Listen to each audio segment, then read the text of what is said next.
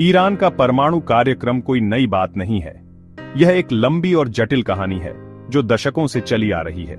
इसकी शुरुआत 1950 के दशक में हुई थी, जब ईरान ने अपने भविष्य के लिए एक महत्वाकांक्षी योजना बनाई। विडंबना यह है कि अमेरिका ने ही इसकी नींव रखने में मदद की थी। उस समय दोनों देशों के बीच संबंध काफी मजबूत थे।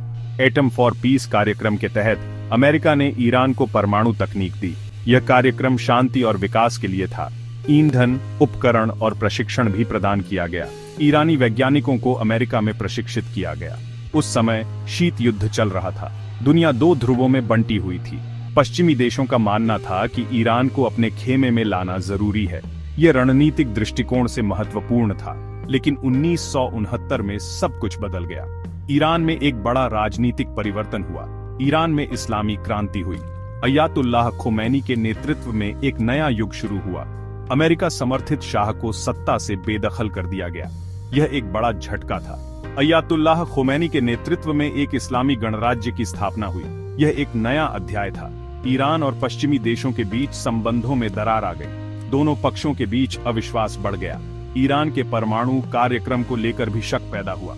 पश्चिमी देशों को चिंता होने लगी। पश्चिमी देशों को डर था कि ईरान परमाणु तकनीक का इस्तेमाल हथियार बनाने के लिए कर सकता है। यह एक गंभीर मुद्दा था। ईरान ने हमेशा इन आरोपों को खारिज किया है। उसका कहना है कि उसका परमाणु कार्यक्रम पूरी तरह से शांतिपूर्ण उद्देश्यों के लिए है। उसका कहना है कि उसका परमाणु कार्यक्रम पूरी तरह से शांतिपूर्ण उद्देश्यों के लिए है। वह ऊर्जा उत्पादन और चिकित्सा अनुसंधान के लिए परमाणु तकनीक का उपयोग करना चाहता है। ईरान का तर्क है कि उसे ऊर्जा उत्पादन और चिकित्सा अनुसंधान के लिए परमाणु तकनीक की जरूरत है। यह उसकी विकास की योजना का हिस्सा है। आज ईरान के पास कई न्यूक्लियर रिसर्च साइट्स हैं। ये साइट्स देश के विभिन्न हिस्सों में फैली हुई हैं और इनमें अत्याधुनिक तकनीक का उपयोग किया जाता है। इन रिसर्च साइट्स का मुख्य उद्देश्य परमाणु ऊर्जा के शांतिपूर्ण उपयोग को बढ़ावा देना है। उसके पास 2 यूरेनियम खदानें भी हैं। ये खदानें ईरान के परमाणु कार्यक्रम के लिए कच्चा माल प्रदान करती हैं। इन खदानों में काम करने वाले मजदूर और वैज्ञानिक दिन रात काम करते हैं ताकि यूरेनियम का उत्पादन बढ़ाया जा सके। एक रिसर्च रिएक्टर और यूरेनियम संवर्धन के लिए फैसिलिटीज भी हैं। इन फैसिलिटीज में वैज्ञानिक और इंजीनियर लगातार अनुसंधान और विकास में लगे रहते हैं। यूरेनियम संवर्धन की प्रक्रिया अत्यंत जटिल और संवेदनशील होती है। अंतर्राष्ट्रीय परमाणु ऊर्जा एजेंसी, जिसे IAEA भी कहते हैं, इस पर नजर रखती है। IAEA के निरीक्षक नियमित रूप से ईरान की परमाणु साइट्स का दौरा करते हैं और वहां की गतिविधियों की जांच करते हैं। IAEA की रिपोर्टों से पता चलता है कि ईरान का यूरेनियम संवर्धन स्तर बढ़ रहा है। ये रिपोर्टें अंतर्राष्ट्रीय समुदाय के लिए चिंता का विषय बन गई हैं। संवर्धन स्तर में वृद्धि से परमाणु हथियार बनाने की संभावना बढ़ जाती है। यह हथियार ग्रेड स्तर के करीब पहुंच रहा है। अगर यूरेनियम का संवर्धन इसी गति से चलता रहा तो ईरान जल्द ही हथियार ग्रेड यूरेनियम का उत्पादन कर सकता है। यह एक चिंता का विषय है। वैज्ञानिक और अधिकारी इस स्थिति पर गहरी चिंता व्यक्त कर रहे हैं। अगर ईरान हथियार ग्रेड यूरेनियम का उत्पादन करता है तो यह क्षेत्रीय और वैश्विक सुरक्षा के लिए खतरा बन सकता है। अगर ईरान हथियार ग्रेड यूरेनियम का उत्पादन करता है तो वह परमाणु हथियार बना सकता है। यह स्थिति मध्य पूर्व में शक्ति संतुलन को बिगाड़ सकती है और एक नई हथियारों की दौड़ को जन्म दे सकती है। इससे मध्य पूर्व में शक्ति संतुलन बिगड़ सकता है। क्षेत्र में पहले से ही तनावपूर्ण स्थिति और भी जटिल हो सकती है। विभिन्न देशों के बीच विश्वास की कमी और बढ़ सकती है। इससे क्षेत्र में एक नया हथियारों की दौड़ शुरू हो सकती है। विभिन्न देश अपनी सुरक्षा के लिए अधिक हथियारों का निर्माण और खरीदारी कर सकते हैं। यह स्थिति क्षेत्रीय स्थिरता के लिए हानिकारक हो सकती है। पश्चिमी देशों का मानना है कि ईरान को परमाणु हथियार बनाने से रोकना जरूरी है। वे इस मुद्दे पर कड़ी निगरानी रखते हैं और ईरान पर विभिन्न प्रकार के प्रतिबंध लगाते हैं। हालांकि ईरान का कहना है कि उसका परमाणु कार्यक्रम पूरी तरह से शांतिपूर्ण है। ईरान के अधिकारियों का दावा है कि उनका उद्देश्य केवल ऊर्जा उत्पादन और वैज्ञानिक अनुसंधान है। ईरान का तर्क है कि उसे अपनी ऊर्जा जरूरतों को पूरा करने के लिए परमाणु ऊर्जा की जरूरत है। देश की बढ़ती जनसंख्या और औद्योगिकीकरण के कारण ऊर्जा की मांग लगातार बढ़ रही है। ईरान का कहना है कि उसे अपने लोगों के लिए बिजली पैदा करने के लिए परमाणु ऊर्जा की जरूरत है। परमाणु ऊर्जा से देश की ऊर्जा सुरक्षा सुनिश्चित होती है और आर्थिक विकास को बढ़ावा मिलता है। ईरान अंतर्राष्ट्रीय कानूनों के तहत परमाणु ऊर्जा के शांतिपूर्ण उपयोग का अधिकार होने पर जोर देता है। वह कहता है कि उसका परमाणु कार्यक्रम अंतर्राष्ट्रीय नियमों और मानकों के अनुसार है। ईरान के परमाणु कार्यक्रम के साथ अमेरिका का रिश्ता जटिल रहा है। यह रिश्ता दशकों से उतार चढ़ाव भरा रहा है, जिसमें कई महत्वपूर्ण घटनाएं शामिल हैं। शुरुआत में अमेरिका ने इस कार्यक्रम का समर्थन किया था। 1950 और 60 के दशक में अमेरिका ने ईरान को परमाणु तकनीक और विशेषज्ञता प्रदान की थी, लेकिन 1969 की क्रांति के बाद से अमेरिका ईरान के परमाणु कार्यक्रम को लेकर चिंतित रहा है। इस क्रांति ने दोनों देशों के रिश्तों में एक बड़ा बदलाव लाया। अमेरिका ने ईरान पर कई प्रतिबंध लगाए हैं। इन प्रतिबंधों का उद्देश्य ईरान के परमाणु कार्यक्रम को रोकना और उसे अंतर्राष्ट्रीय मानकों के अनुरूप बनाना था। 2015 में ओबामा प्रशासन ने ईरान के साथ एक ऐतिहासिक परमाणु समझौते पर हस्ताक्षर किए थे। इस समझौते को व्यापक रूप से एक महत्वपूर्ण कूटनीतिक सफलता माना गया। इसे संयुक्त व्यापक कार्य योजना या JCPOA के रूप में जाना जाता है। इस समझौते ने ईरान के परमाणु कार्यक्रम पर कड़े प्रतिबंध लगाए। इस समझौते के तहत ईरान अपने परमाणु कार्यक्रम पर अंकुश लगाने के लिए सहमत हुआ था। इसके बदले में उसे कुछ आर्थिक राहत दी गई थी। बदले में पश्चिमी देशों ने ईरान पर लगाए गए कुछ प्रतिबंधों को हटा दिया था। इससे ईरान की अर्थव्यवस्था को कुछ राहत मिली। लेकिन 2018 में ट्रंप प्रशासन ने JCPOA से अमेरिका को वापस ले लिया। ट्रंप ने इस समझौते को त्रुटिपूर्ण और अपर्याप्त बताया। ट्रंप ने समझौते को त्रुटिपूर्ण बताया था।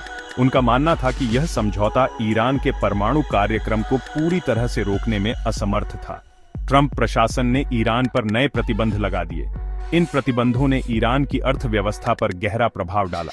बाइडेन प्रशासन ने JCPOA को पुनर्जीवित करने की कोशिश की है, लेकिन अब तक कोई सफलता नहीं मिली है। यह प्रयास जारी है, लेकिन चुनौतियां भी कम नहीं हैं। इजरायल ईरान के परमाणु कार्यक्रम को अपने अस्तित्व के लिए खतरा मानता है।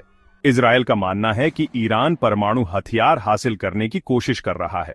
इजरायल ने चेतावनी दी है कि अगर ईरान परमाणु हथियार हासिल करता है तो वह इजरायल को नष्ट करने की कोशिश करेगा। इजरायल ने अतीत में ईरान के परमाणु प्रतिष्ठानों पर हमला किया है। 1981 में इजरायली वायुसेना ने इराक में ओसिराक परमाणु रिएक्टर को नष्ट कर दिया था।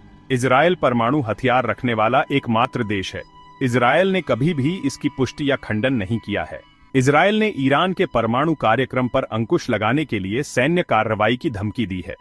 इजरायल ने कहा है कि अगर कूटनीति विफल हो जाती है तो वह ईरान के परमाणु प्रतिष्ठानों पर हमला करने से नहीं हिचकिचाएगा। सेक्शन 5 दुनिया देखती है। अंतर्राष्ट्रीय समुदाय ने ईरान के परमाणु कार्यक्रम पर चिंता व्यक्त की है। संयुक्त राष्ट्र सुरक्षा परिषद ने ईरान पर कई प्रतिबंध लगाए हैं। ये प्रतिबंध ईरान की अर्थव्यवस्था को प्रभावित कर रहे हैं। अंतर्राष्ट्रीय समुदाय ने ईरान के साथ बातचीत के जरिए इस मुद्दे को हल करने का प्रयास किया है। JCPOA इसका एक उदाहरण था, लेकिन JCPOA से अमेरिका के हटने से बातचीत प्रक्रिया पटरी से उतर गई है। ईरान के परमाणु कार्यक्रम का भविष्य अनिश्चित है। यह स्पष्ट नहीं है कि ईरान कब या क्या परमाणु हथियार हासिल करेगा। यह भी स्पष्ट नहीं है कि अंतर्राष्ट्रीय समुदाय ईरान को परमाणु हथियार हासिल करने से कैसे रोक पाएगा। सेक्शन 6 अक्टूबर 2024 प्रतिशोध और संदेह का महीना।